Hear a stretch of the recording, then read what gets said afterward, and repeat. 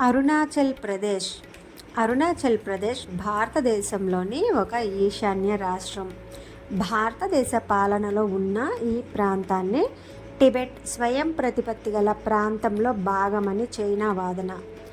భారత్ చైనాల మధ్య వివాదాస్పదంగా మిగిలిన ప్రాంతాలలో ఆక్సాయ్ చిన్తో పాటు అరుణాచల్ ప్రదేశ్ కూడా ఒకటి. అరుణాచల్ ప్రదేశ్కు దక్షిణాన అస్సాం, ఆగ్నేయాన నాగాలాండ్, తూర్పున బర్మా, పశ్చిమాన భూటాన్ సరిహద్దులుగా ఉన్నాయి. అరుణాచల్ ప్రదేశ్ రాజధాని Itanagar. People's republic day of China ఈ రాష్ట్రాన్ని కానీ రాష్ట్ర ఉత్తర సరిహద్దు రేఖ మెక్మోహన్ రేఖను కానీ అధికారికంగా గుర్తించలేదు.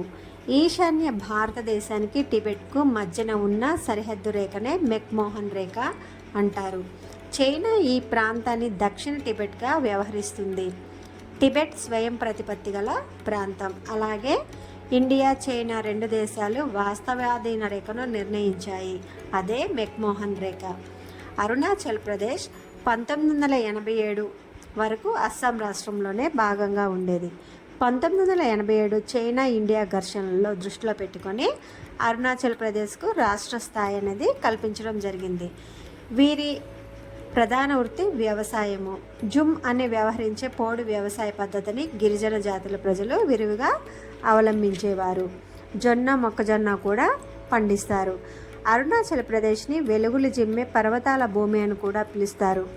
అరుణాచల్ ప్రదేశ్ హిమాలయ పర్వత ప్రాంతాలలో ఉంది. ఇది భూటాన్, చైనా మరియు మయన్మార్ దేశాలతో అంతర్జాతీయ సరిహద్దులను పంచుకుంటుంది.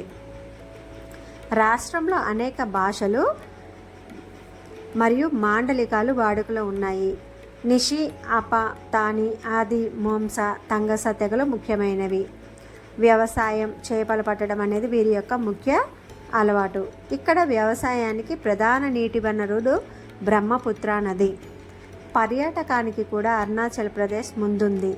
తవాంగ్ మఠం, బంబ్లా పాస్, సిలాపాన్ జాతీయ పార్కులు కూడా ఇక్కడ ప్రసిద్ధి చెందినటువంటివి. 1987లో ప్రత్యేక రాష్ట్రంగా అరుణాచల్ ప్రదేశ్ అవతరించడం జరిగింది. అరుణాచల్ ప్రదేశ్లోనే మొట్టమొదటిగా సూర్యోదయం అవుతుంది. దీనిని సూర్యోదయానికి భూమి అంటారు. ఇది అందమైన ప్రకృతి దృశ్యాలు మరియు వివిధ రకాల వన్యప్రాణులు, సంస్కృతులు మరియు గిరిజన సాంప్రదాయాలకు ప్రసిద్ధి చెందింది అరుణాచల్ ప్రదేశ్. ఇక్కడ బ్రహ్మపుత్ర, దిబాంగ్ మరియు లోహిత్ నదులు ప్రవహిస్తాయి. ఉదయించే సూర్యుని భూమి అని కూడా అరుణాచల్ ప్రదేశ్కు పేరు.